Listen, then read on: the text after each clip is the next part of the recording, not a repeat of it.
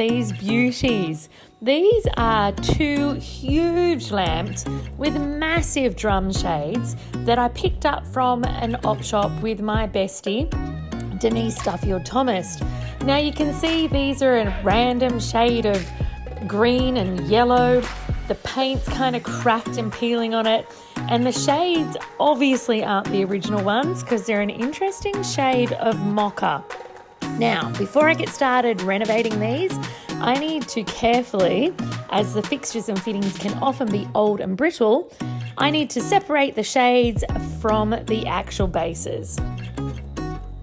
These guys have a lot of dirt and grime on them, and as you can see, part of the original glazing is actually already starting to come off.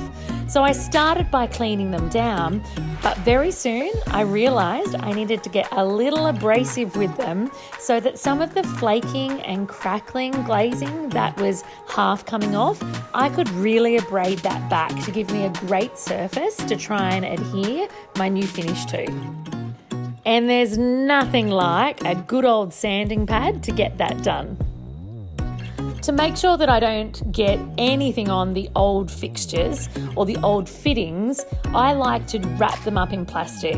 I'll often just rip parts off plastic bags, or I will rip parts off drop sheets and cloths that I've previously used. It's as simple as tying it up and tying it in a knot. It just means I don't have to worry about any spray paint or any new finishes getting onto any of those electrical components.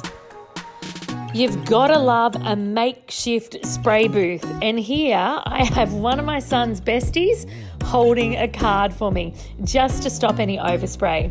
So on these guys, I'm using a bin primer in an aerosol. It's made by a company called Zinza, and I was once told, be careful what you spray, because once you spray that on, you are never getting it off, which is what I love to hear when it comes to making over these ceramic surfaces. First one done, and on to the second. When you have so many lips and rolls and beautiful curves, it's always important to go back over your work.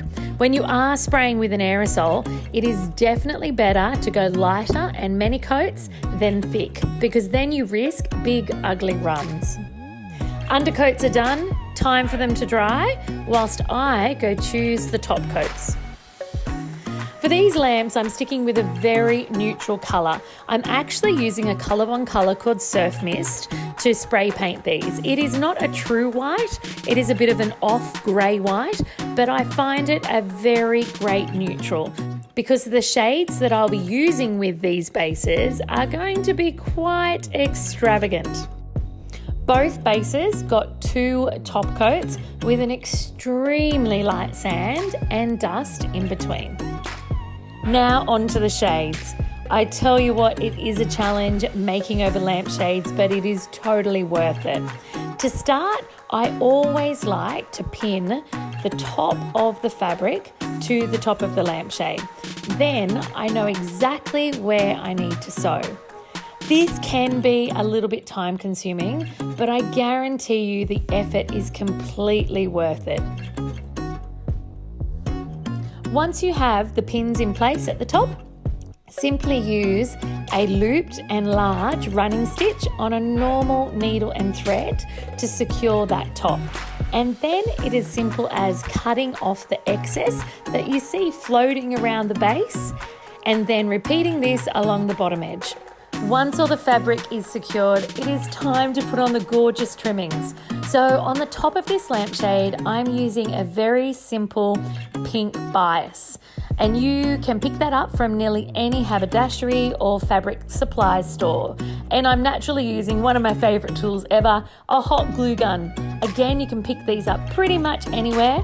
And I'm using that to just secure the bias on top of the pleated edge. It covers all the stitchings, all the raw edges of the fabric, and gives a beautiful finish.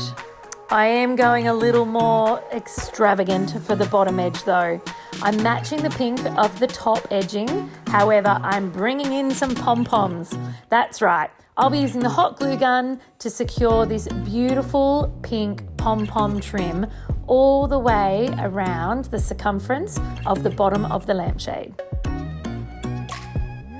The trickiest part here is not burning your hands.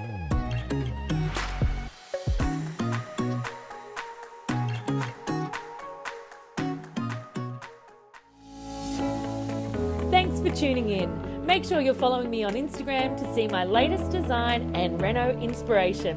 You can find me at Naomi Findlay Official or click the link in my description. See you soon.